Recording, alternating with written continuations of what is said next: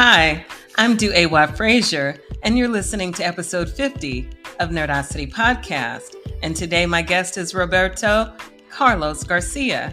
He is the author of several books, and his most recent title is What Can I Tell You? Selected Poems of Roberto Carlos Garcia, December 2022, Flower Song Press. He is also the author of Traveling Freely, Essays, forthcoming in 2024 by Northwestern University Press. Roberto Carlos Garcia is the founder of Get Fresh Publishing, a literary nonprofit organization. Visit his website at www.robertocarlosgarcia.com. I hope you enjoy this episode.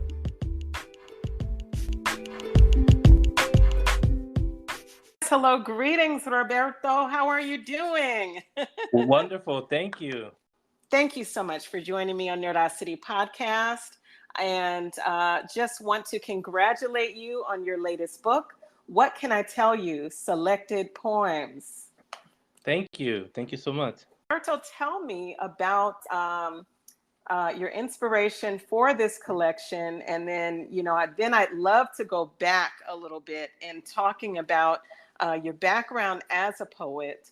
As I look at your biography, you are really taking from the Harlem Renaissance, from the Black arts movement, from the Spanish poets of 1929, the Nuyorican School, and Modernists. So you draw from so many eras for your inspiration as a poet and artist. So I'd love to hear about this current book, your inspiration, as well as take us back, to how you came to be a poet and all of that.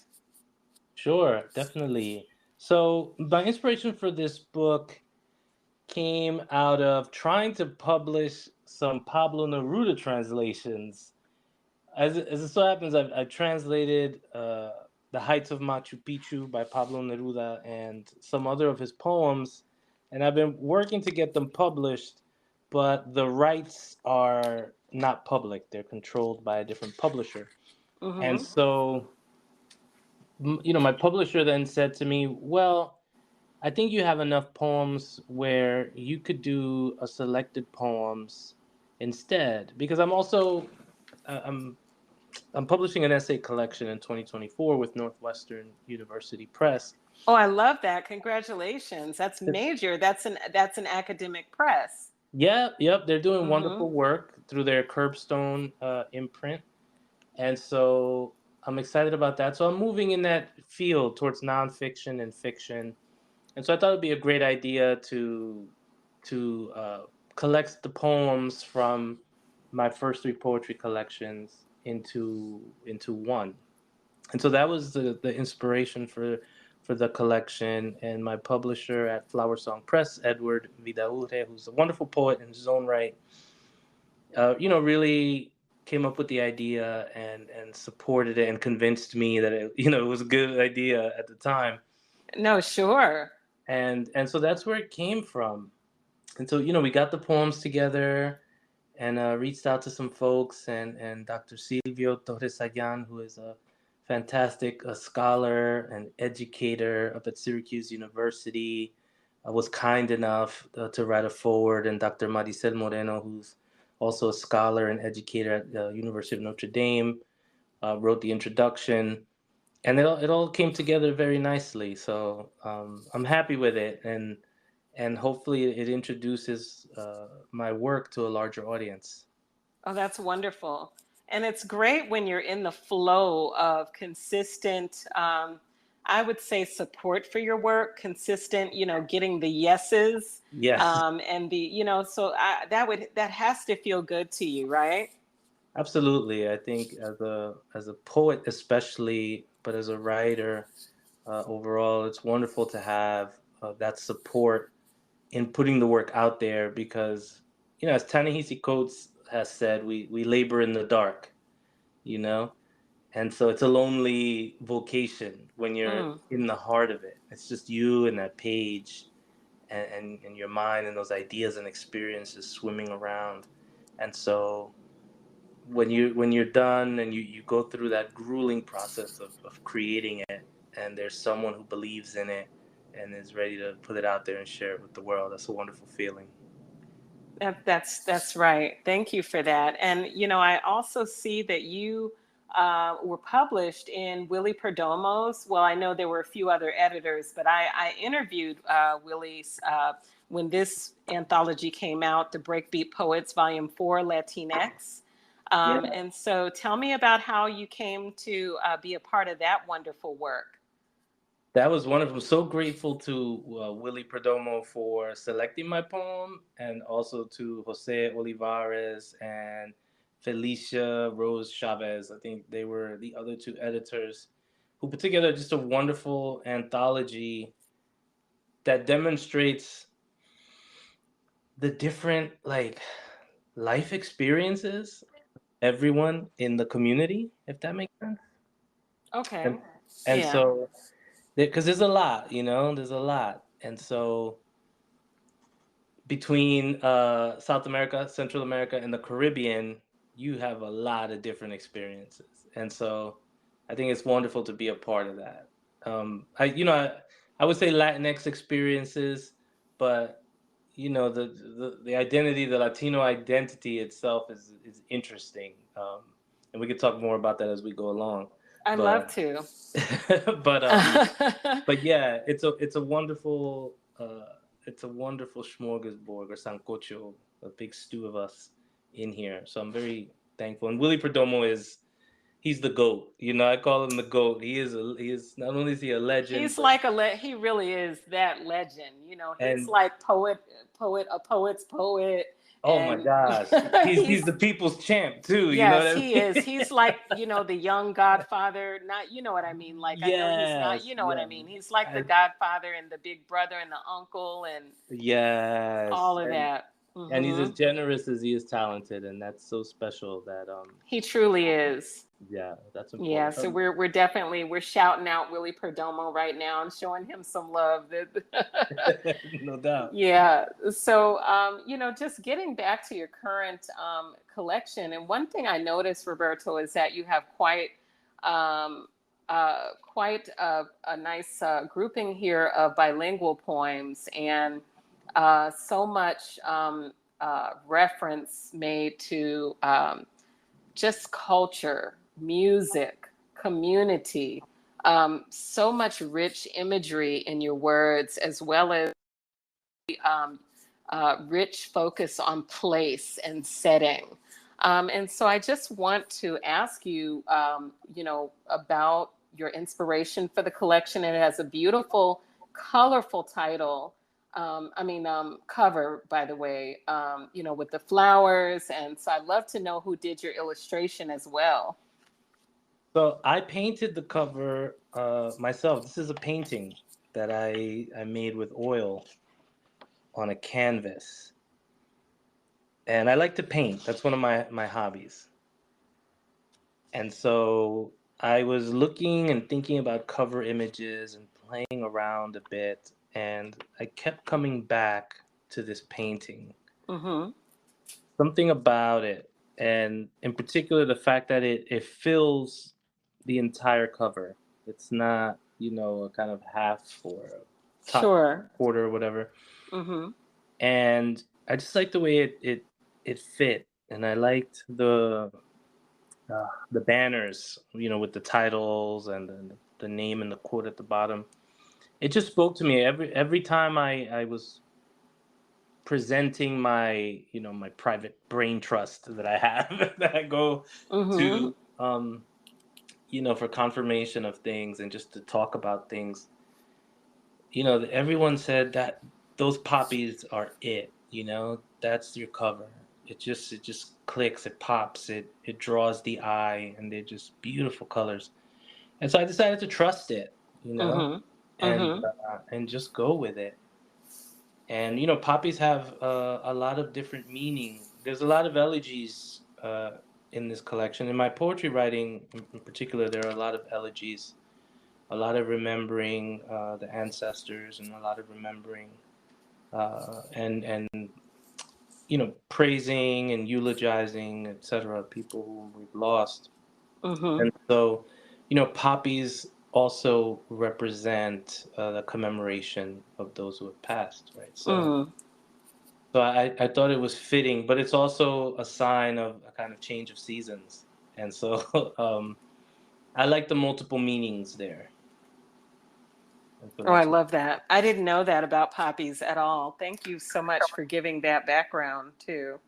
Oh yeah, and then obviously there's, they can be a narcotic as well. So there's a danger. Right. And so I think that all of those meanings put together are kind of like, almost like the crux of life, right? The crux of life and death, beauty, remembrance, danger, obviously. So yeah, so that's where that came from. Sure. And go ahead.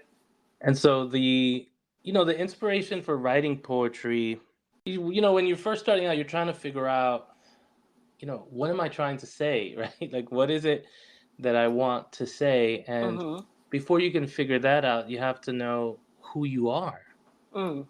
And you really got to explore yourself. And one thing that reading James Baldwin in particular taught me is that, the first avenue of inquiry, the first interrogation is an interior one. And the poetry I've always been then drawn to is poetry that examines the interior life first and then the exterior life. So that interior understanding and experience can come out of you. And then that's how you get a unique voice, I think. And so, the Harlem Renaissance poets, Langston Hughes especially, that kind of plain spoken vernacular, the only dressing was rhythm and music, the rhythm and music of the way people actually talk. And I really wanted to capture that in my own writing. Likewise, William Carlos Williams, with that very kind of direct, plain spoken tone, but also images. And so, these different movements, these different eras, the overt kind of political honesty, social activist honesty of the Black arts movement, in particular, the countercultural work, right? The letting go of the Eurocentric kind of ideology, the Eurocentric mimicry in the work, in the poetry. I really loved that, but then I'm also, you gotta have a little bit of flourish. You gotta have a little bit of flair, and so that's where those Spanish poets came in. They definitely had a flair musically. And I think that there are certain languages, the colonialism aside, there are certain languages that lend themselves to a kind of musicality and flourish. And, trying to capture that with English is always a wonderful exercise. It's always a wonderful, wonderful exercise. So that's how those movements, those literary movements, and the poets within them and the writers within them have kind of, influenced me.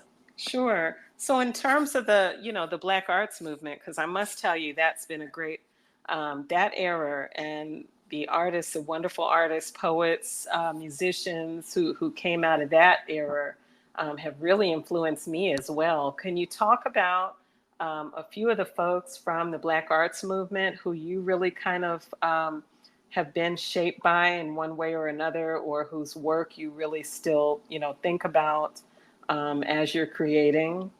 Sure. Amiri Baraka, for sure, first and foremost. Definitely Carolyn Rogers.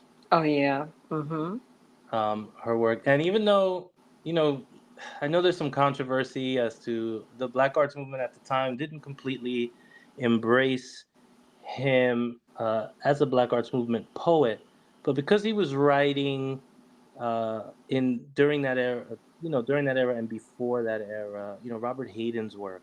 Oh, Robert Hayden, for sure. I love his work. He has a poem I always use, a few poems, one of them being his Frederick Douglass poem. I've used that when working with students. I love the Middle Passage poem, and it informs so much of the historical aspects of my work. That blending of history whether it's with an imagined personal experience or a real personal experience, right? But that's there. Lamont B. Steptoe. Oh yeah, Lamont Another one. Steptoe.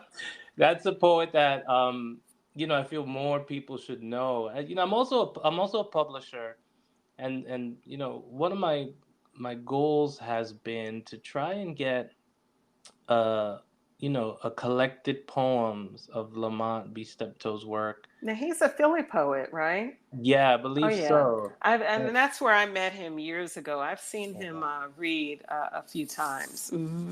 And trying to get, I know we have a kind of a selected Robert Hayden, but there's so much more work. I would love to publish like a complete Robert Hayden, Yeah. Because I feel like there's a lot that that we need, but there's so many, and I say the names that just come out of my mouth, right now, but there's so many others. For sure. That that could come to mind, yeah. And so, in terms of, I know also in your bio it mentions the Nuyorican School, and of course, we were saddened and said goodbye to Miguel Algarin some years ago, who was such a beacon in the community, specifically in being one of the founders of the Nuyorican Poets Cafe. So I wondered about your thoughts of Miguel and just a lot of those great poets that came out of that founding of this, this institution, the Nuyorican. Yeah, Miguel Algarin and Miguel Piñero and Pedro Pietri and all those cats. The infusion of the street life and street language and the realities of that, it's interesting. Like, so I went to that movement kind of like by backtracking. So I always tell this story that, okay, I had a rap group. I had a little hip hop group with my boys. wait, Roberto. Wait. I'm like, hold up. Rewind. You say you had a rap group? Yes, we had a little. You gotta tell us about that now. Yeah, we had a little we had a little hip hop group because it was just hip hop was taking everything by storm. And we were caught up in the movement of it and the expression of it. We had gone from almost kind of like a hip house. I don't know if you remember that genre. Oh, hip house, Hip house, but it was house music with rap lyrics. With rap, stuff. Yep. We had gone kind of from a hip house movement, and we went full hip hop, and we did a few shows. We auditioned for Chuck Chill Out. Oh yeah, Chuck Chill Out. Yeah, and it just it didn't work out, but when I grew up and decided to get a real job and stuff, one of my very good friends, he's my oldest daughter's godfather, actually. He he was always challenge me and say, hey, are you still writing? Like, what are you doing? You got talent, this and that. And he brought me a cassette tape of Where a Nickel Costs a Dime. And Willie's book. Willie's debut joint. Actually, that's his first book, right? And he said to me, you need to listen to this. Listen to this cat. And when I listened to, Willie, I was like, oh my gosh, there's another way I could do this. That you can do this and express yourself and get your words out. Yeah, I said it's not necessarily just kind of hip hop, Right. But I wore that tape out, snapped it, and I had to end up, I said, I was looking, I was digging in the crates trying to find a copy of the book that still had the CD in it, because then we went from cassettes to CDs. Right. And, I finally got my hands on it. And then when the iPod came out, I transferred it from the CD transferred to your iPod. But in between, as I'm looking up, okay, let me find out more about this cat. Let me find out more about Willie Perdomo. Let me find out more about this scene, And he's a Harlem poet, actually, as far as I know. Am I right? Because Yeah, that's how yeah, I East I Harlem. first saw, right, like Willie. I Yeah, know him as a Harlem poet for sure. Yeah. absolutely, absolutely. And so it was just like boom. It said, "Oh, look at this dude. Look at that dude. What's this? Who's that?" You know. And then it just introduced me to a whole range of poets and the conception of the Nuyorican and why it came into being, and then Miguel Pinheiro and his story, and it was like it opened up a whole world for me of Mm.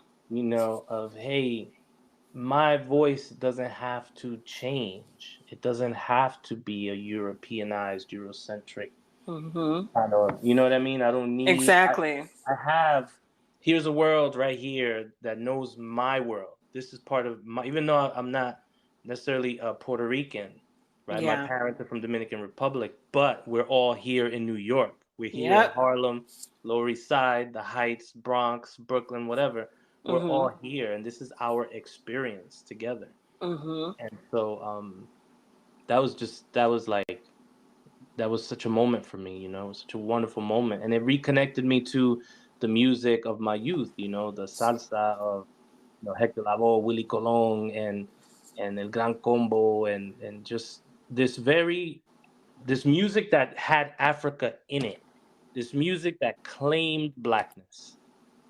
And that is something that as we left this, late 60s and 70s, and as we got to like late 80s, that the Africa was taken out of salsa basically, and it became this very treble, heavy Heavy. music Mm-hmm. that didn't have necessarily the bass or the drums anymore. Right. As somebody. Wow. Now, when did you say that happened? I appreciate you because then let me ask you. So that when we listen to the Queen, when we listen to Celia Cruz. yes. Mm-hmm. Mm-hmm. The African drums are behind, like you hear her, and the same with Hector Lavoe. So then what happened after them? So you got a lot of like, and not obviously not 100% because there were still groups putting it in there, like this Colombian salsa group called Grupo Nietzsche. They were like, they were Black Colombians, and so they had that. They came up with this beautiful song called oh man, this is not the name of the refrain. It's called It'll Come to Me, but basically the song is a retelling of a slave revolt because the slave master decided to beat the woman that one of his female slaves who was going to get married to one of his male slaves. And so in order to prevent that beating, they revolted. They revolted. Right. So that's the story of the song. It's a very famous song. I just know the refrain is "No le pega a la negra," like don't hit my black woman, basically, right? And so what happens is, I don't know what we want to call it, but the Africa is out of it. Like the drums aren't there to the extent that they were. The bass wasn't there to the extent that it was, and also a lot of the Afro-religious language, the Yoruba and Orisha kind of, worship and mentioning, all of that stuff starts to leave the music and it becomes more poppy. You know what I mean? Sure. And so, what were the drivers behind that? I wish I could tell you for sure, but as activism and the fight for civil rights begins to change or fade out, if you want to call it that, because so many people are either arrested or dead or whatever, right, the change in the music starts to reflect that, I think.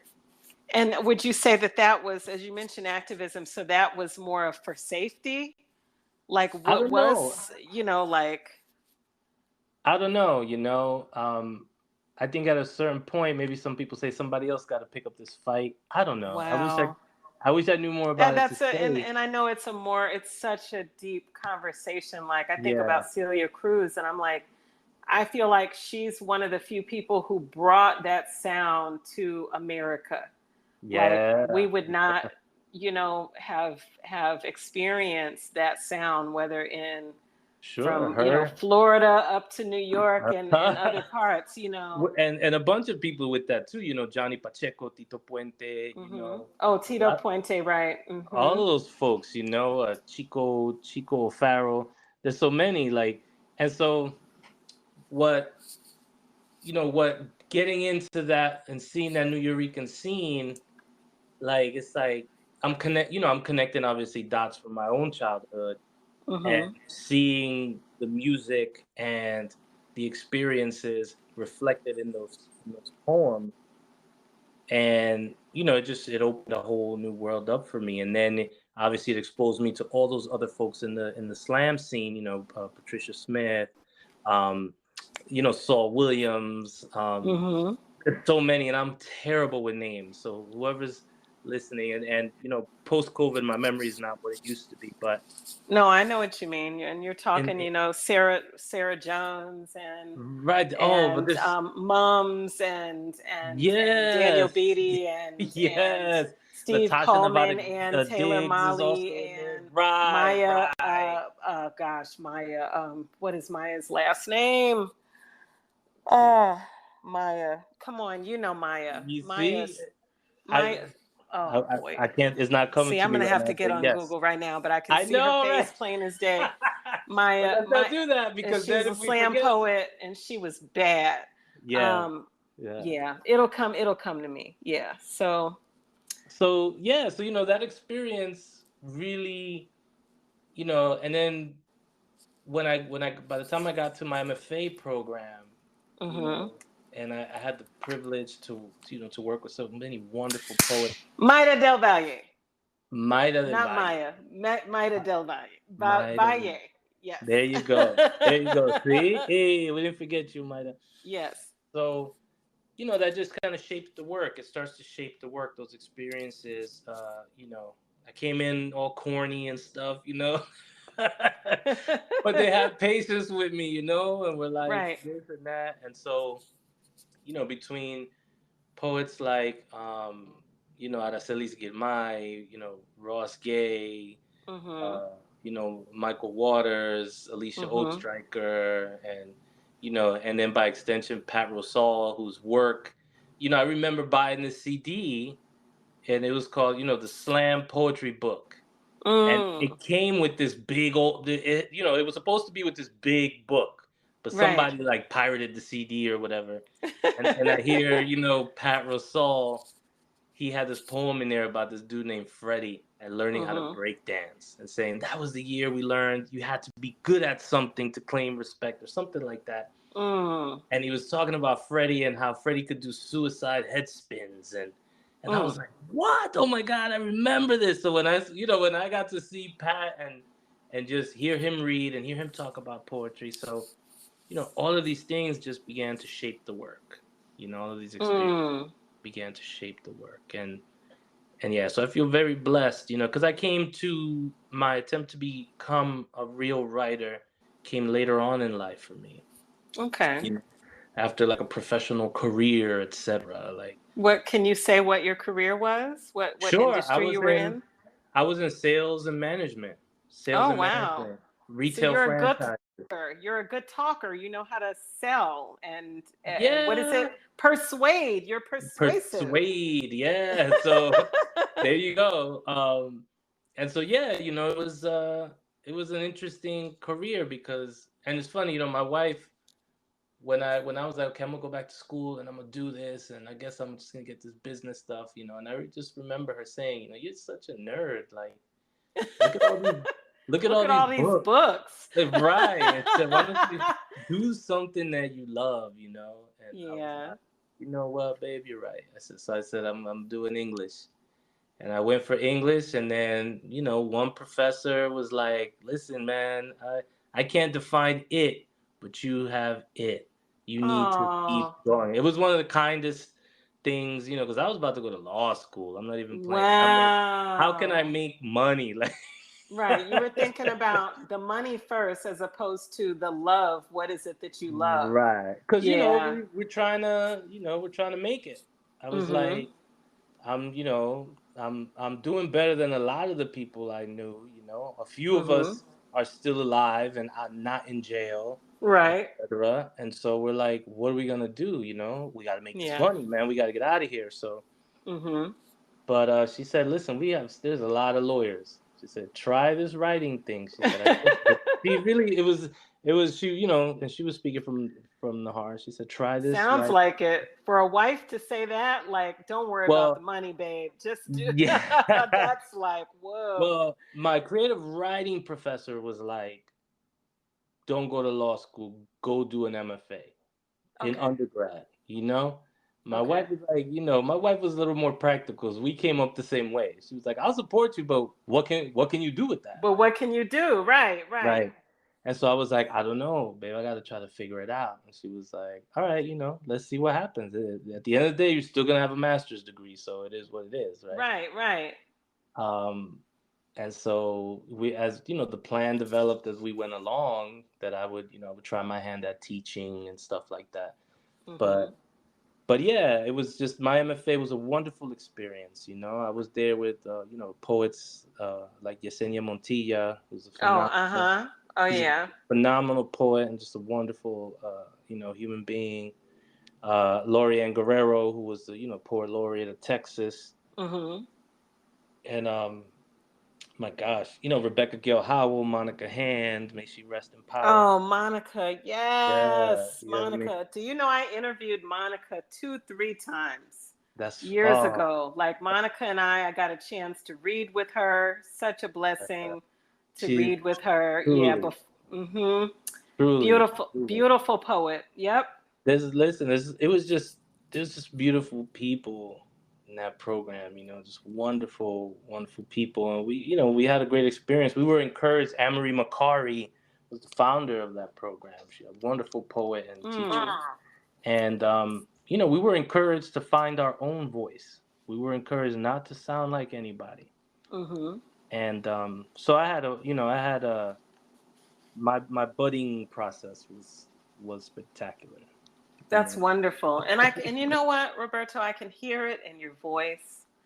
The community that you've been enriched by. Yeah, That yeah, you have, you know what I mean? The yeah, embrace, like it's so wonderful to hear when someone speaks that, because you can literally feel the good experience that they had and that they witnessed. yeah. Yeah, so And important. it truly is because I hear a lot of horror stories too, you know. So, Mm-hmm. so I'm grateful that I didn't necessarily have to That you go didn't through have to that. go through the horror Right, class. exactly, The definitely. yes. And so, Roberto, will you please love to hear from? Oh, I know what. I do have one more question. Okay, you Okay. are the founder of the cooperative press, Get Fresh Books Publishing. Can Yeah, you tell us about Get Fresh Books? What are you, inspiration for it, what you're doing, what you hope to do? And, we just want to hear about that. And definitely. yeah, yeah. So, the idea for Get Fresh Books was born out of, you know, those all night sessions, just kind of drinking wine, talking about poetry, etc., in graduate school, and just kind of looking at the publishing landscape and wondering, all right, you know, where do we fit in, and where do people from our communities fit in this landscape, right? Mm-hmm. You know, what does it look like? How do we feel about it, etc. And so, I definitely, you know, I was like, it was just like a seed, you know. And so I had been, you know, submitting my manuscript around, submitting it around, and it really seemed like a kind of insurmountable process. I was Yeah. spending a lot of money, and you know, and again, I always want to make clear that I'm not trying to throw shade at any publishers or etc. Mm-hmm. I'm just talking about my experience, and Yeah. my experience was that it was costing money, and I was not getting feedback, and Mm-hmm. you know, I was like, all right, what would I like to what would I like to see in a publisher? And you know, so I had some conversations with some friends and some folks, and I said, you know, I'm gonna attempt this. I said, you know, I have a way that I think I can go about this where, you know, I want to, so full disclosure, right? I really detest capitalism. Okay. Okay. So Okay. let me just say that right up front. And so I said, I want to be a publisher, create a publishing company, but I don't want it to necessarily operate in in this full capitalist mode. I mean, it's in a capitalist society, so I get it. So But I it's want it to be already right. I know what you right. mean. But I mean, at the end of the day, you got to sell books. I understand. But I don't want to create a machine that relies so heavily on that aspect of it that that I won't be able to kind of survive, that I'll have to charge people to submit and yada yada. Yeah. So I want it to be like a kind of ecosystem where, hey, if we publish your work, what can you bring to the table to help us, time wise, gift, the gift of your talents wise, your energy, your kind of commitment to this vision wise, to help us, keep going and publish the next book. Right. Mm-hmm. Can you proofread? Bet. Can you design covers? Bet. Can you, you know what I mean? Can you edit? Can you help a poet revise? Can you provide feedback? Like, what do you got? What do you want to bring to the table? And that's where the cooperative comes from. Yeah. Yes, definitely. That's where the cooperative comes from. And so it's small, it's on a smaller scale because obviously that's the human factor, right? It takes time and connection, and you can't mass produce that, Right.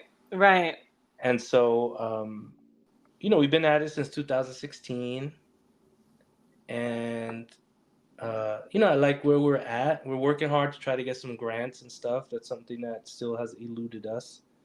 We at least larger grants. We have some small foundations that give us some small grant money here and there, but we're trying to get that NEA dough. Oh, that NEA is a monster. Yes, right. I take my hat off to you. You get that NEA, boy. That's right. That's right. So we're working on that, but in the meantime, we've published a lot of wonderful books. Our poets have appeared in all the major poetry magazines. They've been to the festivals. They're out there engaging with people, doing readings and connecting with folks. And we're giving people opportunities to get out there with their work, and that's at the end of the day, that's what's most important to me, is to create opportunities for folks who may or may not have those opportunities, because one of the things that and what's her name, I think, is it Jem Baker? She's like an editor, and she does wonderful work. She had done this study on equity in publishing and stuff, and discovered all the disparities.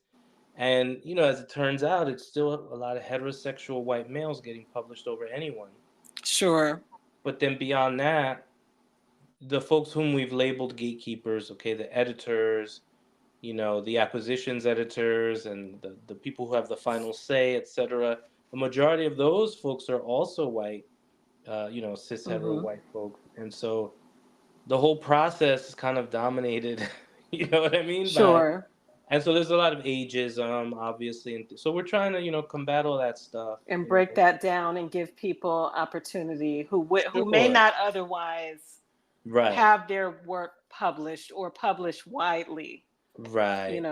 And listen, there's only so many publishers out there right now, obviously, etc. So we want to be one more option where, hey, submit your work here. It's not going to cost you anything money wise. You may have to wait a little while because it's a small team, but at least you didn't have to pay anything, and if it works out, great, and if it doesn't, all right, come back around and try later.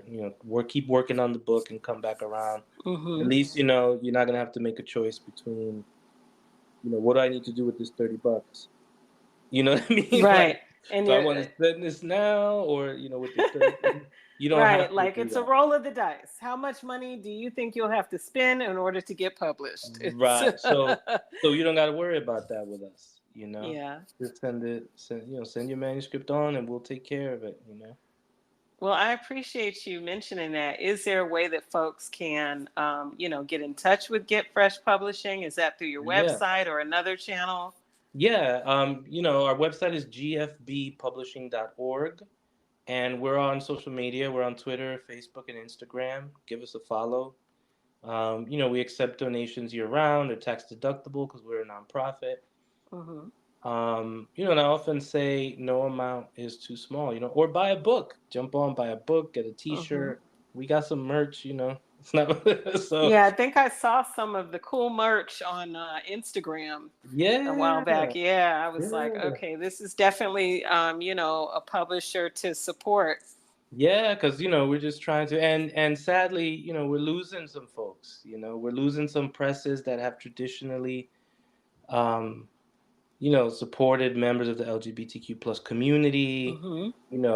Members of the Black community, Latinx, Asian, etc. So we just lost the press a couple of months, in February. What's the name of that press?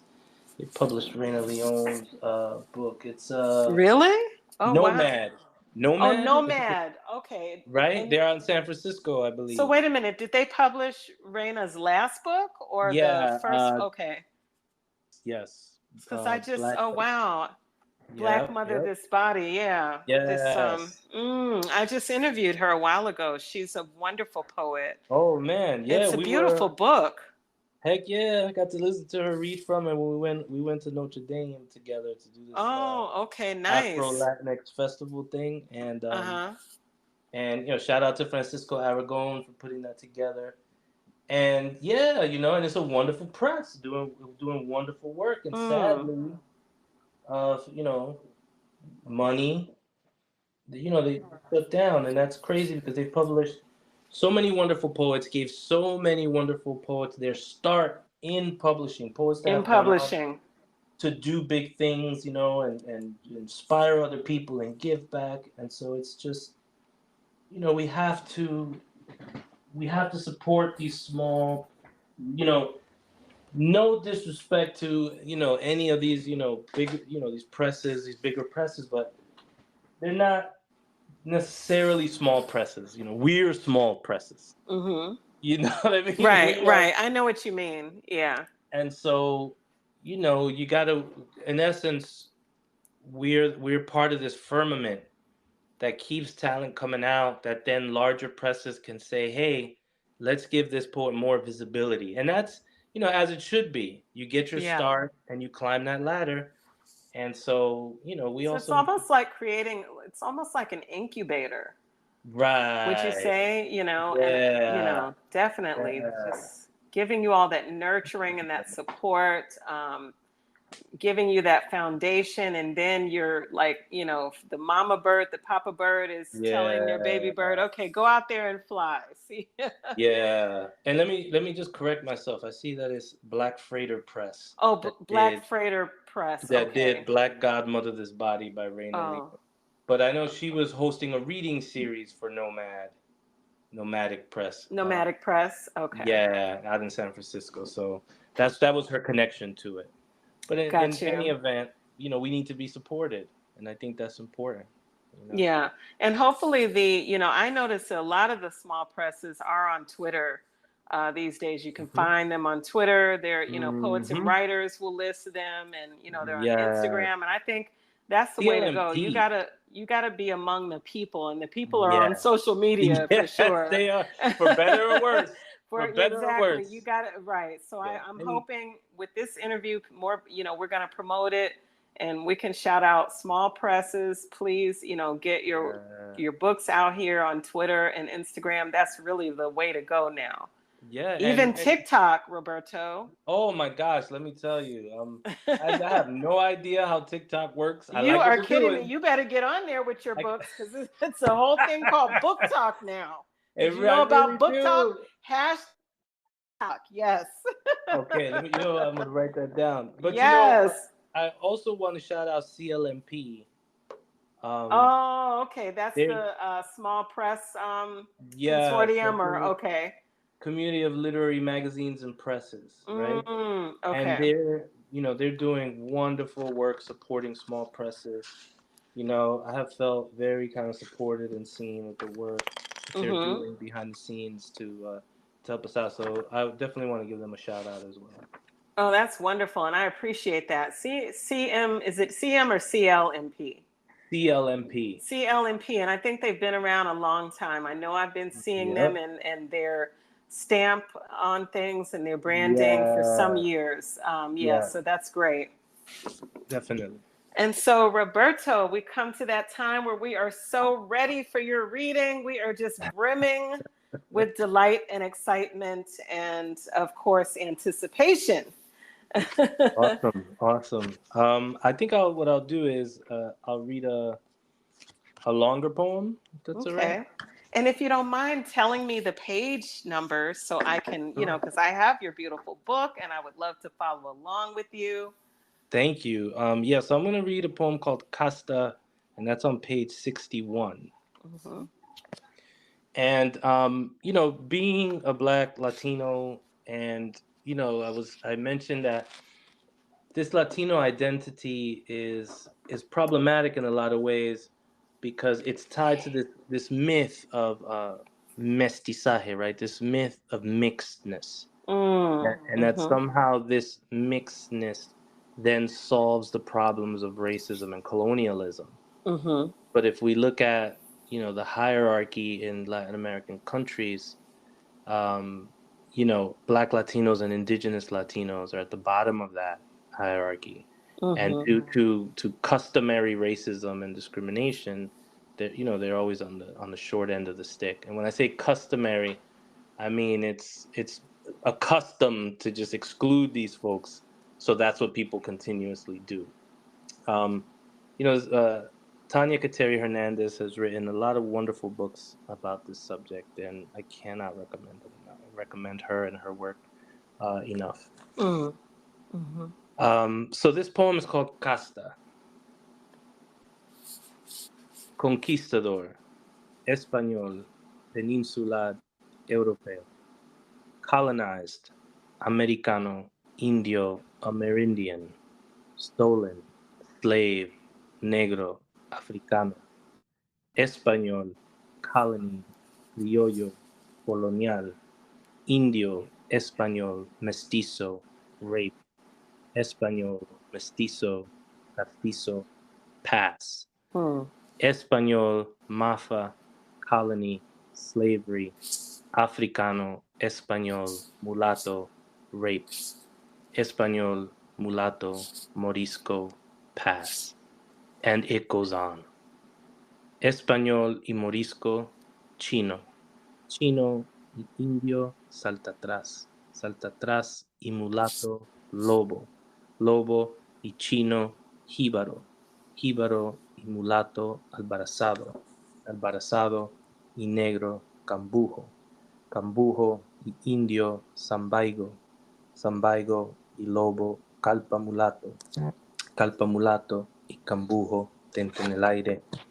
Tente en el aire y mulato, no te entiendo, y indio, torna atrás. And it goes on. Terceron, 1/3 Negro. Quadroon, 1/4 Negro. Quinteroon, 1/5 Negro. Hexadecaroon, 1/6 Negro. Octoroon, musty, 1/8 Negro. Mustafino, 1/16 Negro. Grife, Cafuso, 3/4 Negro, and it goes on. Trigueño, trigueñito, cimarrón, rojizo, moreno, morenito, quemao, indiecito, prieto, indio, clarito, creole, claro, oscurito, blanco, oscuro, quemadito, negro, fair, light skin, high yellow, red bone, olive, mid-tone, brown, dark brown, black, and it goes on.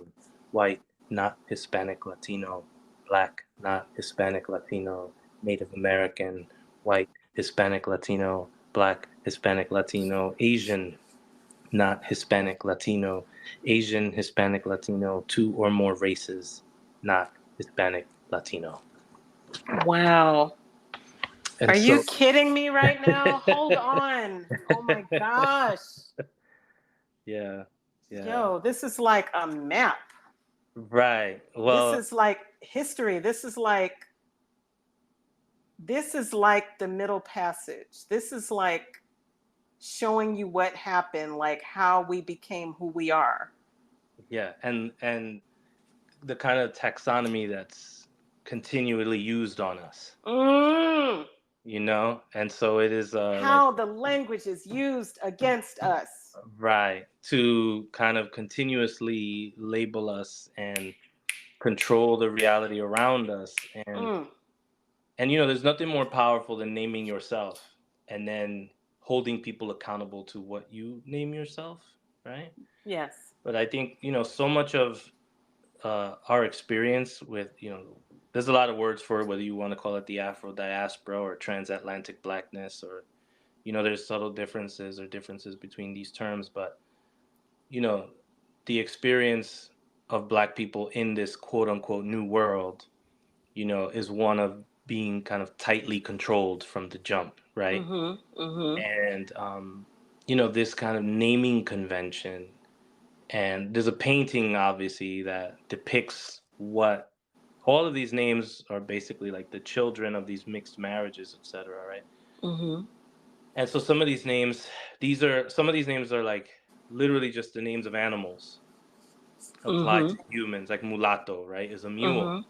But we consider it this light-skinned person that you can tell has Black and white, right, or European and African.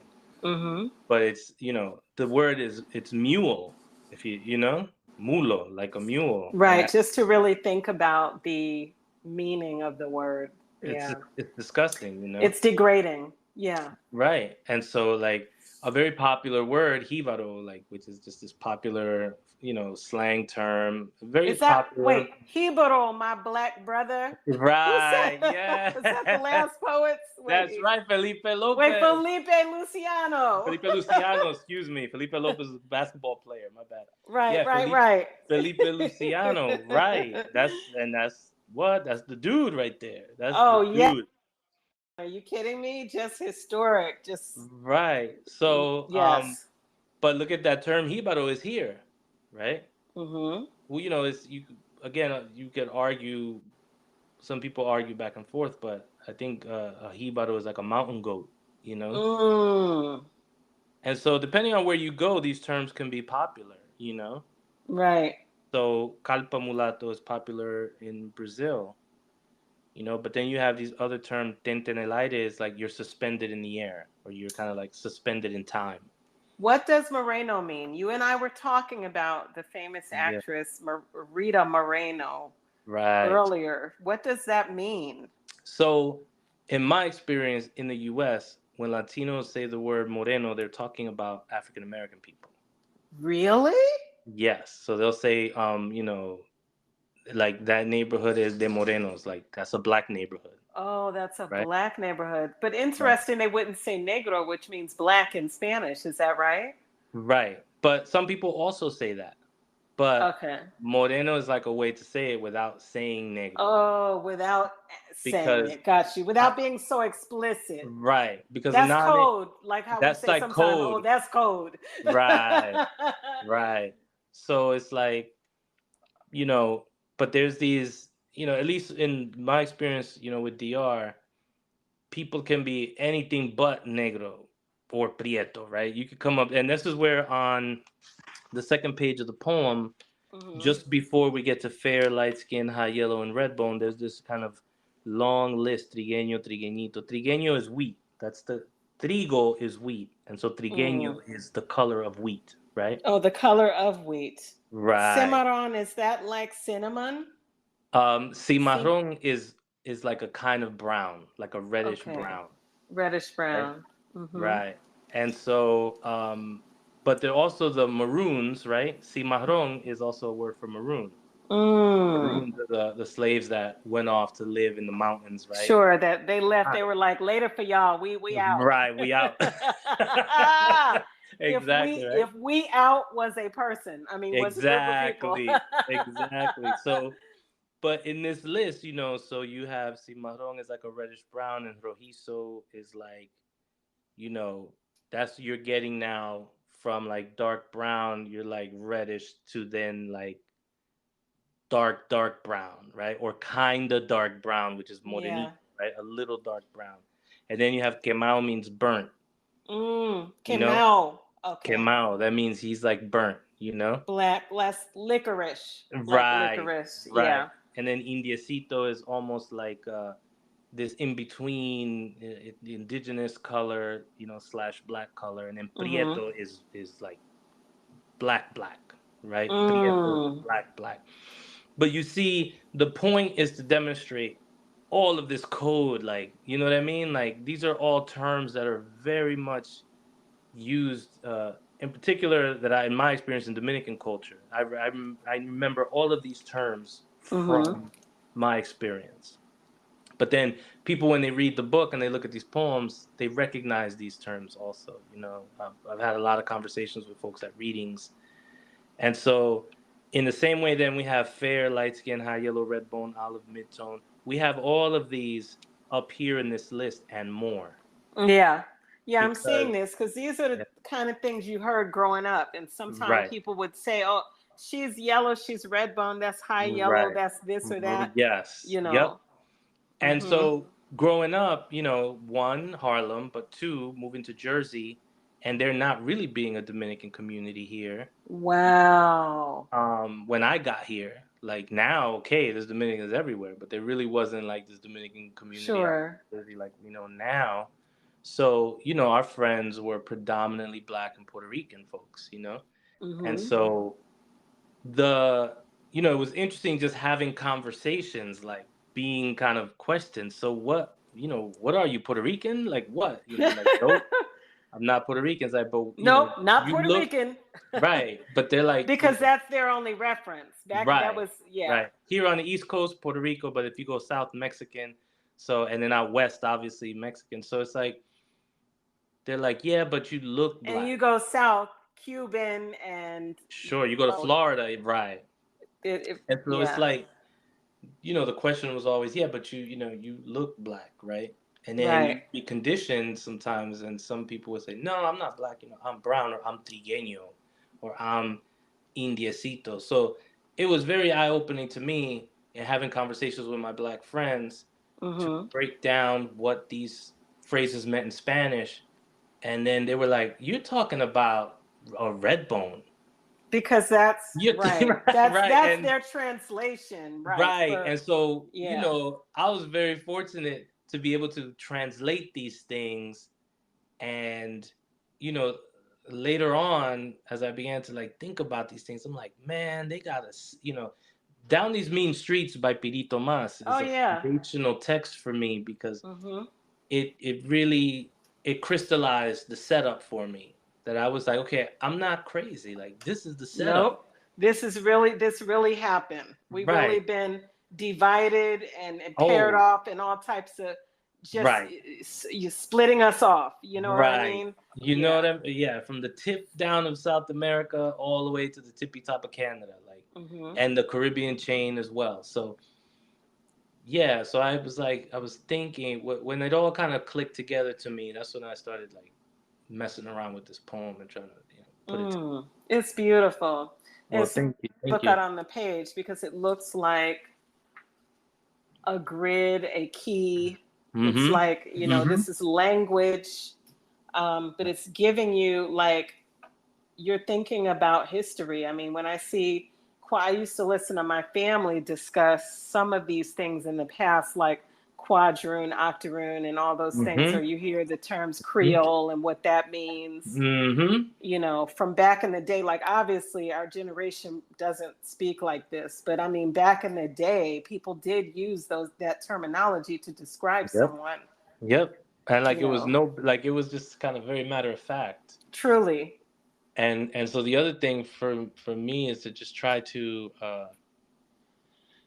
have something like, so folks can look and this is hard research because like you got to dig in the crates because they don't want to.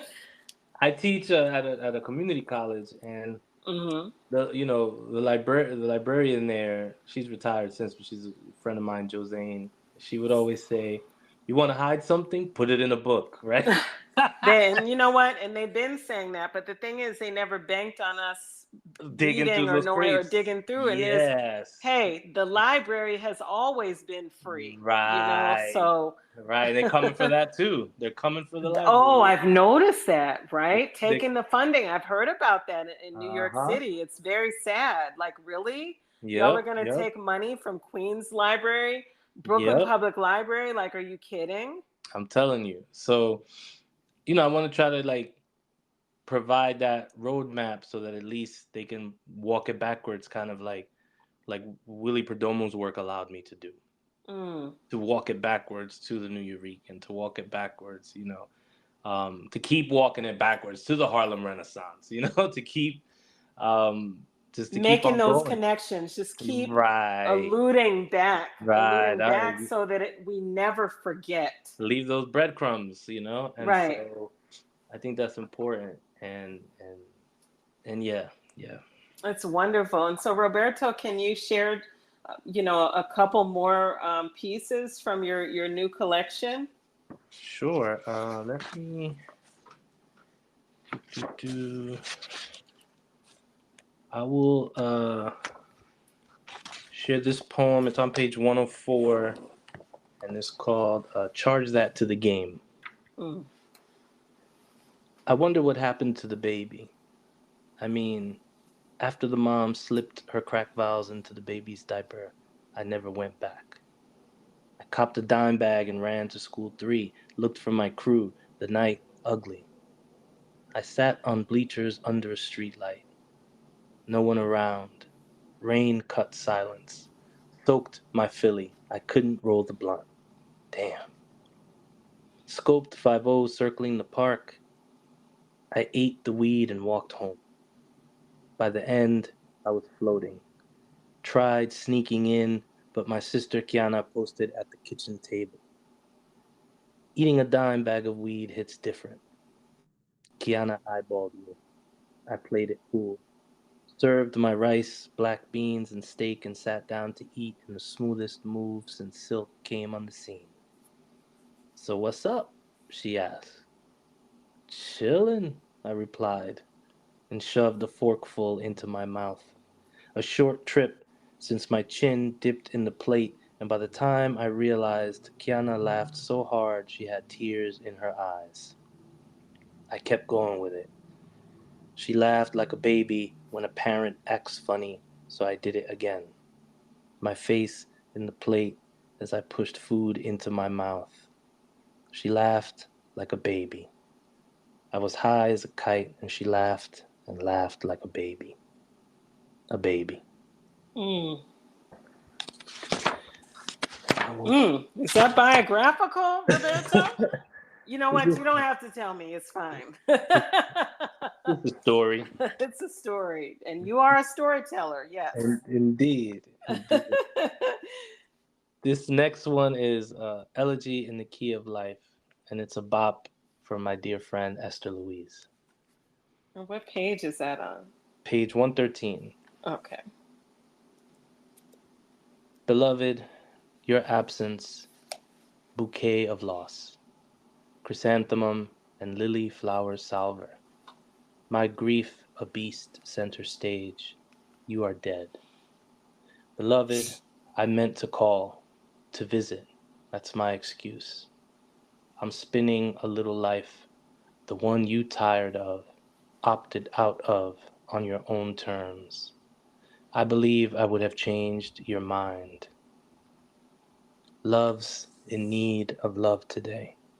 Don't delay. Send yours in right away. Grief jumps at me.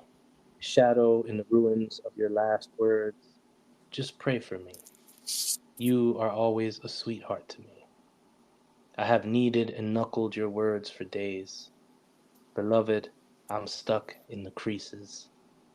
Night bends and arcs in a world without you. Light yearns to ripple in the form of memory.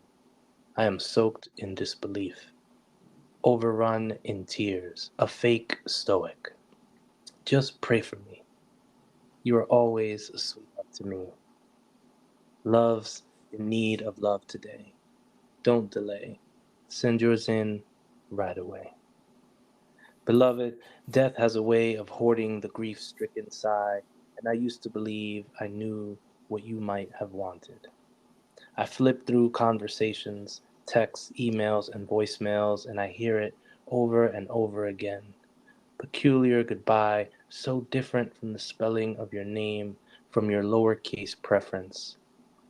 Be happy, you would say. Be happy, with an exclamation mark. Love's in need of love today. Don't delay. Send yours in right away. It's beautiful, and I love those references Thank you. to Stevie Wonder. That's Oh. Elegy in the Key of Life, songs in the Key of Life. See, I see what you did there, Roberto. Yes. We gotta play, we gotta play. You brought it in there, the soul and the vibe, all of that. Thank you. Thank you. With certainly a wonderful collection, Roberto. What Can I Tell You? Selected Poems. And this book is published by Flower Song Press. And do you have a connection between your press and this particular press? Our connection is that we're both small presses in the struggle, right? Yes. But no, beyond that, no. I mean, Edward Vidaurre is the publisher and editor there, and he works tirelessly to put out the best books he can, and he's doing wonderful work over there. So I cannot recommend Flower Song Press enough, not just for my book, but for the poets they're publishing. And they don't just publish poetry. They publish novels, children's books. And, they got it all over there. And wow. Yeah, they've been a runner-up for, CLMP's Constellation Award 2 years in a row. They're just doing wonderful stuff. And just like Get Fresh Books, Flower Song Press could also use, everyone's support. So definitely check them out. And Edward is a wonderful poet in his own right. He's been writing poetry for a long time. Wow. He's got a bunch of wonderful books out in the world as well.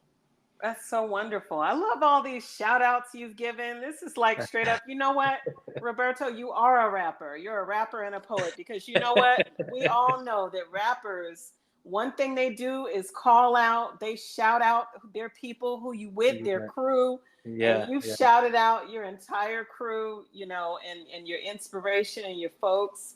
You really paid homage to some great people during this talk. So please tell us how we can support you, what's coming next for you with this work or with any other new work that you have in progress. Definitely. Before I jump into that, I also wanted just to say one more shout out. I just, I want to shout out all the poets we've published at Get Fresh Books, and also the poets whose books are in the queue, in the pipeline. We really, these are some very talented and amazing poets doing wonderful work out in the world, either as educators or folks working in the community or in administrative roles, either at nonprofits or at colleges and universities. And so these are folks who not only, are writing beautiful work, but they're also doing beautiful work. So, gfbpublishing.org, check us out and get to know our poets, because they're really doing wonderful work in the world. Wonderful. And in 2024, I have an essay collection coming out with Northwestern University Press titled Traveling Freely. So it should be out in the spring of 2024. Keep an eye out for that. Okay. I just won a fellowship grant from the New Jersey State Council of the Arts. Wow! Congratulations! Thank you. Come on, poet. I'm working. Yeah, listen, we're working hard out here. Yes. We're working hard. And it's for a work in progress that I have, almost. It's a good percentage of the way through, and it's a retelling of The Tempest. And oh, wow. Nice. yeah, and so, I plan to keep it going by giving that folks that history, and yeah, and centering our voices in the tale, So, that I have a couple of, fictional works that are in progress, and so hopefully in a few years, we can get together again and talk about, the novel or the essay collection. Sure. Oh, that'd be great. Oh, for Yeah. sure, Roberto. Yeah. And so, where can we follow you? First off, well, how can we purchase and support your current collection? What can I tell you? Selected poems. So, it's available via any online retailer, excuse me. So, bookshop.org. I know there's folks out there who got their Amazon Prime and whatever. It is what it is, I guess. But right. you get it that way. But you can go right to Flower Song Press's website and order it. But yeah, you can get it via any online retailer, Barnes & Noble, Target, etc. It's available everywhere. You can go to your local bookstore and ask them to order it for you.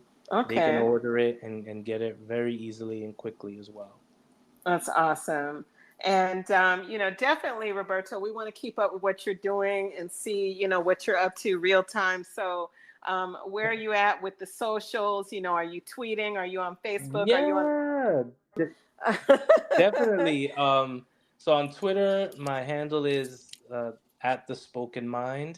And then my Instagram account is private. So, I'm going to screen you because, we've had some haters. Oh. Who are, listen, it's tough out here. Probably trying to copy you. They're trying to bite because that's what they do out here. Yeah. So, the Instagram handle is Roberto is Off World. And yeah, I'm on Facebook. If you just look up Roberto Garcia Poet, you'll find my Facebook page. And yeah, usually, and then my website is RobertoCarlosGarcia.com. Awesome. Amazing. Roberto, it's been a pleasure. Again, you're here because we're celebrating National Poetry Month. The month ain't out, and we wanted to, continue with the dope stream of poets. And you are definitely a poet to watch and a poet that we want to continue to keep in touch with. So I wish you all the best with your work, and hopefully and definitely keep in touch. And I want to continue to support what you're doing.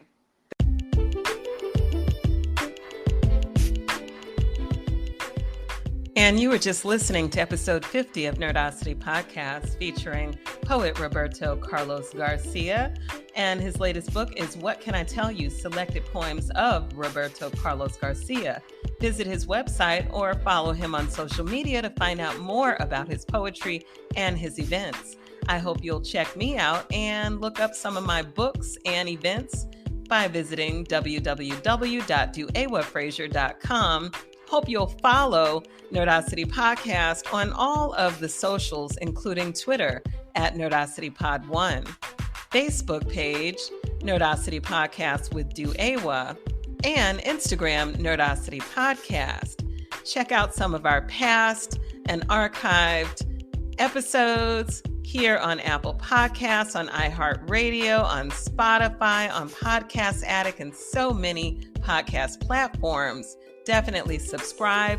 And if you're so inclined, you can give a small donation to support future episodes at paypal.me/DuEwaWorld. And definitely don't forget to subscribe to the YouTube channel, youtube.com/DuEwaWorld. Thanks so much for listening.